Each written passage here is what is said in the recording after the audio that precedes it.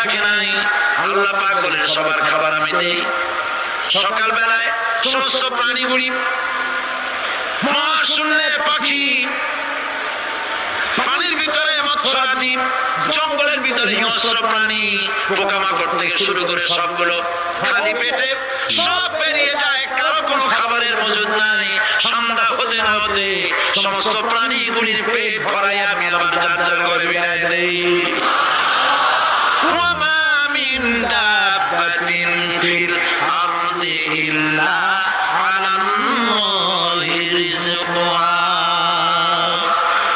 সমস্ত প্রাণী রিজকের দায়িত্ব আমি আল্লাহর হাতে। কে দেয় রিজক? জোরে বলুন কে দেয়?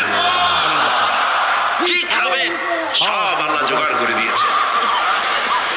তরি তরকারি জোগাড় করেছেন, মাছ জোগাড় করেছেন, চাউল দিয়েছেন।